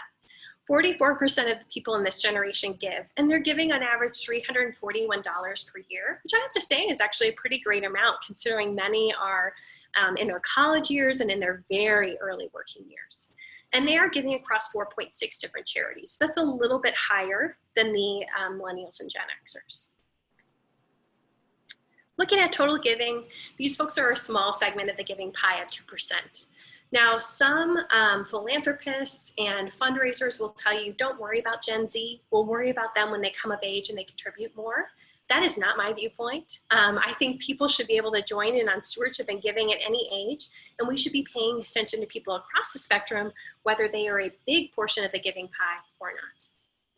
In terms of channels for giving, crowdfunding is the highest for them, followed by website giving, and then social media giving. They are the highest category for that at 21%. Looking at their overall giving priorities, children's charities, animal charities, and health charities are on the top of the list for them. But bear in mind that places of worship is on their top 10 list. It's just not listed in their top 3. Just a couple things about giving mindsets across the board. It's important for all donors to see the impact of their donation. In the 2013 study, this was something that was particularly important for millennials and somewhat for Gen Xers, but not important for anyone else. And what I've often seen in the fundraising world is people have said that other generations have caught a hold of this ideas that millennials have put out there, that impact is important to see. And now all generations really want to know, how is my gift making a difference? As you might expect, with older donors, they prefer a planned giving model, and with younger donors, they prefer a small and more spontaneous giving model. One of the interesting pieces that they found in this study is that younger donors actually appreciate recognition for their gift more than older donors. Now, I don't know all of the reasons behind what their finding was, but in my experience, this is often because younger donors are giving smaller gifts in size, so they often don't get included in recognition because organizations see those gifts as a little more expendable. But you have to remember, for these younger donors who are making less money overall, even those small gifts really matter. So just to kind of share a story from my experience, a couple of years ago after I wrote Stewards of God's Love, I decided to give away a portion of what I was paid by the ELCA, and I gave a $300 gift to my Bible camp. Now, $300 was one of the biggest gifts that I had given in one amount ever. I was so excited. I knew it could pay for one kid for a week at camp, and I couldn't wait to give it. I gave the money, and I received no acknowledgement of the gift, not even a gift receipt from my camp, nothing at all. And I was just amazed because I thought, wow, this was such a powerful experience for me. One, I'd like you to at least note it so I can tell the IRS about it, but also, and you're required to, but also, like, I had served that camp for 4 years. It would have been great to have more of a conversation about that gift. And it was not, that was just something that went unacknowledged and was really sad for me, and honestly has kind of stopped me from giving to that institution because I'm just not sure if the giving is really making much of a difference there. And you can say that that's a self-centered view of giving, and that's certainly up to you to make that statement. But honestly, I want to know that the places where I'm giving are making a real impact. And it's not like I need pomp and circumstance, but at least let me know that the gift was received. So just a couple last things before we have some conversation.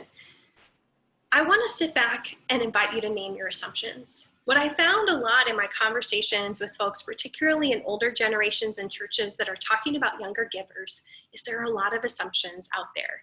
And I'm guessing it goes the other way too, that folks in younger generations have a lot of assumptions about people in older generations. We could certainly take a look at this from a variety of perspectives. I'm going to focus on the younger folks here for just a minute. What you see up on the screen are different Time magazine covers throughout the years. The top 2 were based on Generation X, and the bottom 2 were based on millennials. The top 2 there, you'll see that the first one is kind of 20-something. You see these Generation Xers all dressed in black, kind of wandering around the screen, and these words kind of laid back, late blooming, or just lost. Often Generation Xers are known as the lost generation. They're critical, they're loners. Just so you know, generations tend to pair with one another. So the greatest generation and millennials are paired across the eras. The generation before the greatest generation was the lost generation, and that's who Gen X is paired with. On the other side, we see kind of Generation X getting back at Time magazine for that original article. You called us slackers. You dismissed us as Generation X. Well, move over. We are not what you thought. Generation X is the rebel, the slacker, the individualist. Those are often some of the assumptions that are placed on them. Looking at the bottom with millennials, we see on the left side The gentleman who's in his work clothes, sitting in a sandbox in the middle of the day, looking off into the distance. This image that millennials just won't grow up. They're boomerang kids. They're living at home rather than getting their own houses. They don't want to commit to marriage. Honestly, every time I say that, I have to say it with a grain of salt, as I stand here a married person, someone who owned a home for 5 years, but now lives in a rental property for a variety of reasons. A lot of my friends own their own property and none of them live in their parents' houses. So honestly, it's a little baffling to me where some of these assumptions come from, but they're definitely out there. Looking at the other side, we have a woman in these lovely yellow lime green skinny jeans saying the me, me, me generation, lazy and entitled, and she's got her phone plastered in front of her face. Millennials are known as narcissistic, entitled, and attached to their technology. A story I would share with you. At my first conference that I ever went to for the ELCA, I was at the ELCA churchwide office, and it was a Macedonia project meeting. And there was a variety of discussions there about online giving. Now, this was in 2013, so it was right near the beginning of the online giving movement, and people were really concerned about folks giving via credit card because they didn't want them to accrue more credit card debt. But what was interesting was that they assumed that the people who would give most likely via credit card were millennials, and they didn't want millennials to have more credit card debt. Now, I'm sitting there as a data-driven person who knows the data that actually millennials have less credit card debt than their older peers. And yet there was this protectionist mindset of we can't let millennials give because they will just run up their credit card bills and never be able to pay them off. I was so sick of all the assumptions going on in the room that I finally stood up and said, if you want to talk to a millennial, instead of talking about us, why don't you come and talk to me? I don't represent everybody, but I'd love to have a more formative conversation and less assumptions. So during one of the next breaks, a gentleman came up to me and said, Grace, I'm from Wyoming, and I have to admit that in my town, I don't think we have any millennials, and I would just really love to talk with you about your experience. When he came over to me, I was sitting on my computer on Facebook. The reason why I was on Facebook, besides it being a break, and that's perfectly permissible, is that my now mother-in-law, then the mother of my boyfriend, had messaged me about his birthday, asking what he wanted, and I wanted to look like, I knew I wanted to marry this man, so I wanted to look like the really attentive, soon-to-be daughter-in-law, getting back to her really quickly, right? This gentleman looked at me and said, oh, I know you millennials. You're so attached to your technology. If you want to have a conversation with me, I will be outside the room. And when you're done online, maybe we can talk. I was so shocked. I'm not a person who's very attached to my technology. And particularly at that point, I didn't have a Twitter account. I didn't have any real social media accounts outside of Facebook. And I was just trying to talk with my soon-to-be mother-in-law. All I wanted to do was create a good relationship. And yet he pasted on me this assumption that I was a person who couldn't detach from my electronic devices. Now, I could have let the conversation end there, but I decided to go out and pursue it, because why not? And we ended up having really rich email dialogue for a couple months about the different stereotypes between our two groups and how we saw stewardship and generosity. I encourage us to move to a system where we talk at and talk about people less and move into engagement and dialogue. That's not always an easy thing to do, but I think it's really, really important for us to do together. So before we proceed into the next part of our conversation, I want to chat a bit with you guys about stereotypes and assumptions. First, I'd love to hear, do any millennial and Gen Xers that you know fit into these stereotypes? Do you fit with the stereotypes of your generation, some of which I shared and maybe some of what you've heard? And then the last question is, what kind of assumptions have been placed on you? Maybe for other reasons other than your generation. Maybe it's because you're retired. Maybe it's because of your gender or sexuality. I'd love to hear a little bit more about how assumptions have played out for you. But maybe let's start first with the millennial Gen X stereotypes. How do those feel to you guys? What have you seen?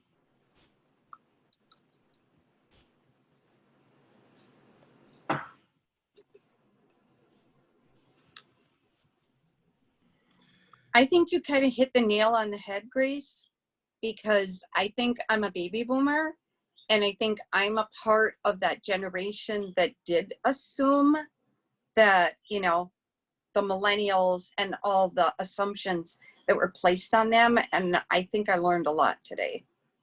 in realizing that we need to look at all generations and look at the good in everyone.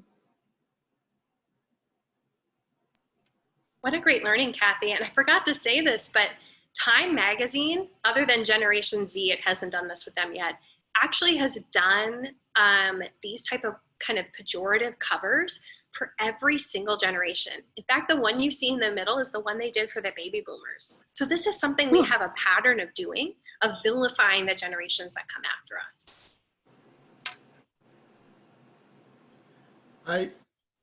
This is really on my mind, and as you know, how we as human beings categorize people for our sense of knowledge. We don't want to feel like we have knowledge gaps. So it's much easier to make assumptions. And this is, of course, this has tremendous political, cultural, societal ramifications. So it doesn't surprise me. And obviously I have my own set of assumptions. Yeah, and I guess if you pressed me, I would tend to assume some of these pejorative things about millennials. Being in my position in synod office and judicatory work, you know, even though those, we have, the bishop and I have to recognize different types of leadership styles, but not assume that everyone coming out of seminary who's a millennial or a Gen X. And obviously not everyone coming out of seminary fits those. There are a lot of second career and third career people, but it's a whole new world. And in general, one assumption I have about, and I think it's a helpful assumption in some ways, is millennials and Gen Xers tend to value family time or friendship time, and are probably, well, maybe less prone to be workaholics in the bad way. Like, I'll get the job done, tell me what I need to do, and then I will move on to my investment in relationships. And yeah, I could say a lot more, but yeah, it's just very curious, this conversation. It's both delightful and it's extremely dangerous to make these assumptions. Jim, do you remember we took a workshop, we participated in a workshop about different generations in the workshop, in the workplace, and they gave a little bit of history about what drives or inspires or motivates different generations. And so they started out way back, okay, if you were in agriculture, you had to get the crops in or you would starve. And then when the agricultural people moved into the cities for the Industrial Revolution, they had that work ethic and the factory owners loved it and kind of worked these people into the ground. And then you see the next generation, maybe they were with a company for their whole career, but the generation after that is like, wow, I just gave 20 or 30 years and you've laid me off. And so then their kids are like, we're gonna skip from, forget this job loyalty thing. I see what happened to mom and dad. So we're gonna we're gonna work for different companies, several companies. And what Jim was talking about was like, if I were given I was supposed to do a engineering drawing or something, I wouldn't know this software so well. It's going to take me a while. But when I got done, I would probably say, okay, I got 20 minutes left in the day. What do you want me to do? Whereas my son could just boom, boom, boom, right through it. And then he's got the job done. He's done it well. And now he's going to go to his kid's soccer game or go to a fundraiser for a friend or something like that. So I think there's some good history that drives some of this. But also one thing that's interesting to see is, and Jim and I say this all the time, we'll see like maybe a newscaster on TV and go, wow, is that person like 14? They just sound like old codgers. But you got to realize that in the cities where they have these and I can't remember what they're called. Somebody help me out here. But where they'll get people in 40 or less, 40 years or less, and they'll train them. They'll take them around and get them introduced to the different parts of the civic governments and agencies. And usually they're from different job backgrounds, maybe a nurse here, an engineer there, whatever. And then they also have kind of like a class, and they work on a community project together. Jim, do you know what I'm talking about? Jason went through that training. Yeah, it's called different, like young professionals, or, you know, it's an intentional way for younger adults to feel more a part of the community in which they're working. Yeah, they're trying to help these future leaders be more informed, I think. And then one thing I think about too is, like at NMU, those students are required to put in a certain amount of volunteer hours. And I mean, they have to report on it and everything. And when I first heard about this, I thought, well, that's just pathetic that they have to be required or they're not going to do it. But I don't think that it's not that they wouldn't do it. I think it just helps them be more organized. And it really does benefit a wider range of recipients in the community. And that just wasn't something that was available when I was growing up, but it seems to serve the students, the givers and the receivers very well.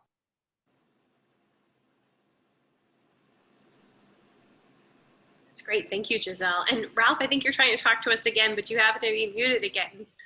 Zoom just does not like you today. See if I can ask to unmute. Maybe it'll unmute you again. Okay, I think I'm unmuted now. I guess I feel at a loss. I'm sort of like the fellow from Wyoming. I don't know that we have any millennials in Escanaba, Michigan. You know, and I think that's too bad. But for all kinds of reasons, you know, you have images and stereotypes of different cultures, and you know, since my social life, our church, our community is made up of matures and baby boomers, and for the most part, they're 99%, you know, whites, and I think that is a real detriment. And so you don't have any background or basis to judge your stereotypes. One question I had as you were going through this is,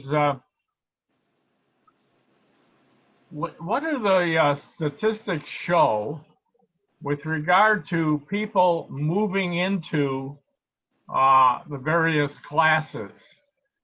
In other words, the baby boomers that move into matures, do they fit the pattern of the old matures, or the millennials that move into Generation X, do they fit the old pattern of Generation X, or now do they, you know, bring with them their, I'll call it maybe lack of giving, or bring with them their preferences, the church not being one of them? Yeah, so just to clarify again, Ralph, with millennials, worship was their top priority for giving. Right. So just remember that is definitely true for them. But yeah, so there's a couple things going on here. So you're talking kind of how did the generations shift as they come of age and move throughout their coming of age experience. And you're absolutely right. Some of that is brought with them. And if you compare the 2013 data from this study with the 2018 data, it's only 5 years, but you can begin to see some of that shift happening. And you're correct that as people age older, they do tend to give more, and a greater percentage tends to join with that giving, and the amount they give tends to grow. That is something true. But something to also bear in mind is there are some specific generational characteristics that they do bring with them even as they come of age. So for instance, for millennials, as we'll talk about in a few minutes or maybe after lunch, depending on how we decide to do it, they have a great amount of student loan debt, and in fact are known as the first generation to be less well off than their parents are. So bear in mind their financial situation is coming with them as they come of age too, and that's going to stress the way they show up in generosity too. So that's just a small segment of it, but that's certainly a key piece to dive into. I'm not a generational theorist. I don't think generations explain everything, but I think it's an important kind of something for us to grab onto to think about the differences in the way people give. So Michael and Catherine, anything else you wanted to jump in and share, or Kathy? Well, I was just thinking that myself, I would say I don't carry those assumptions. I may have at one time, but I have children in that age group, and I get a kick out of it that they think I'm some kind of old fossil, yet they still come and have conversation and engage with each other. Someone had mentioned the piece, I think it was Giselle there, about how family becomes important. You know, I'll get my job done. I know what I'm doing. Now, I'm not saying I haven't heard all of these assumptions from others out and about in the community. There are many that will go right down this list and say, oh yeah, they're lazy, they're slackers, they don't care. I have to beg to differ with them when I engage with them. I try to steer the conversation the other way, but that's just from the experiences that I've had with that group that thinks I'm a fossil.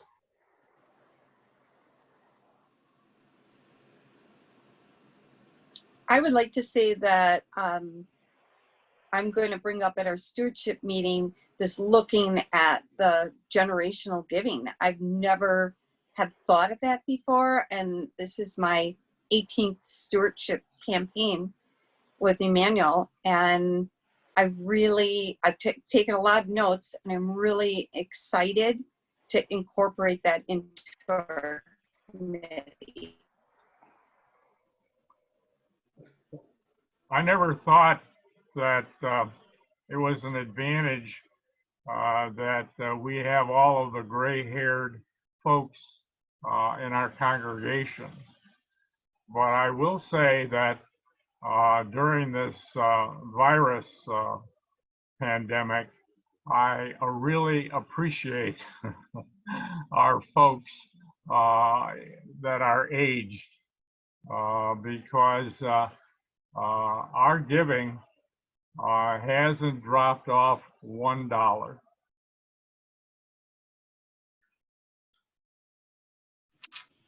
Thanks for bringing that up, Ralph. Just to comment on what we're seeing globally in terms of that, you are correct, Ralph. In fact, in our experience, and Jim, you can certainly share the Synod's experience, but from a countrywide experience, cross denominations, we're actually seeing, Ralph, no changes in giving or kind of holding steady overall as being generally how congregations are doing. So not necessarily based on generational guidelines. Congregations across the board tend to be more in the middle. Some congregations are actually doing better than they expect. Some congregations, as you might expect, are struggling. But in most cases, the reason why congregations are doing as well as they are, and I don't know if that's the case with yours, Ralph, is electronic giving. If they had put electronic giving into place pre-pandemic and had more people join on to electronic giving, they tend to be doing better overall because the system without requiring the offering plate was already there for them. However, if they're just putting into place, it might take a little bit more time for them to adjust to it. So sometimes those congregations are struggling a bit, or in places where people refuse to give electronically, it's often a bigger struggle.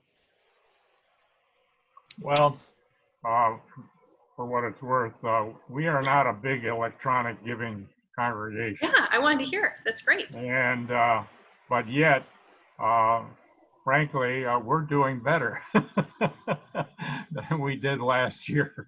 So, that's fantastic.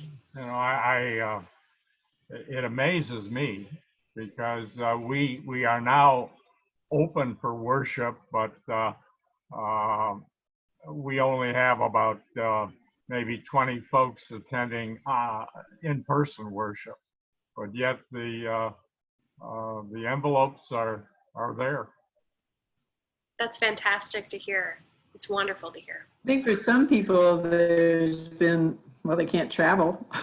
So maybe they don't, there's just certain bills that they would have normally had that they don't have now. And that's left them with a little more ease of giving to the church, perhaps, and other charities. You got it, Giselle. That's what we've heard overall as well, is that people have more expendable money in some cases not.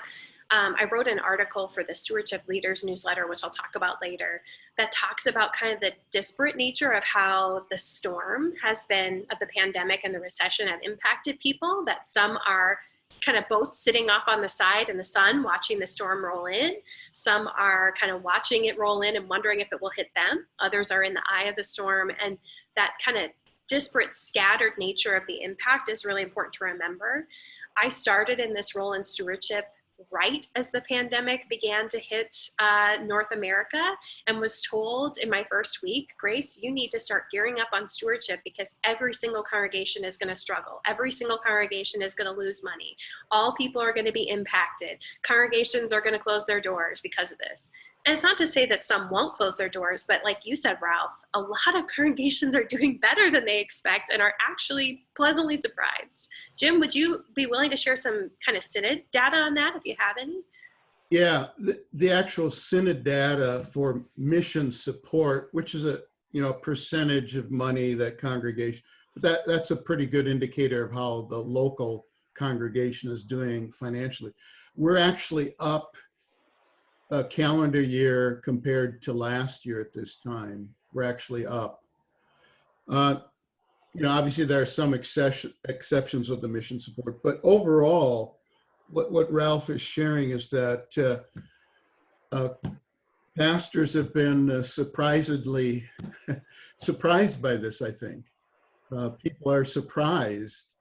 I attribute it to a chance for people to show that, as it were, their true colors, to show what they value. And while I love that generosity, I have curious questions about, is that generosity mostly towards the institution, and how do we broaden this trend towards causes, and we really have to work on that in the church as a whole, because that is the message that I'm hearing as you've presented even the data.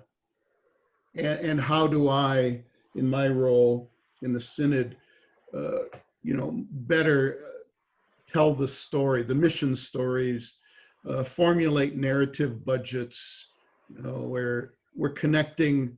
By the way, good for you for being a math major. I was a high school math teacher for 13 years. Yay, math. And I married an engineer. So I love numbers and statistics, but we got to connect them to the human interest, the humanity of this all. I love this. And Jim, you're leading us really, really well into the content I'll be sharing in the afternoon, which is what's your why? So kind of shifting from an institutional model to more of a cause-based model. And we'll be talking about narrative budgeting, swinging that in. So it'll be all included there. I'm so grateful we're on the same page. So I think we've kind of reached our time for lunch. And I know folks will be gathering again at 2 Central, 3 Eastern. Is there anything else we should share, Jim, before we break? I obviously appreciate everyone's time this first session, and just a reminder, when we break here, you'll log out whatever you're going to do. Then you have to access the second email for session 2. It's an entirely different invite. So don't try to go to the first email. If you have any questions, do call me on that. But I'm going to offer a word of prayer, and I would ask you if you could get on just a little tad before 2. Okay, here's the schedule. Where's my schedule? we want to get on. The lunch break is 2 hours, so get on a little before 2 o'clock Central, 3 o'clock Eastern. I think we have both time zones in this Zoom. But let me before we break, I'll brief prayer. So the Lord be with you. Let us pray. Good and gracious God, we thank you for this conversation around important matters, around love, matters of the heart, matters of details, and matters of big visions. But bless us as we take a break and perhaps have a lunch. Thank you for food to nourish us and the camaraderie and collaborative efforts of your church. In Jesus' name, amen. All right. See you in a couple hours. Okay.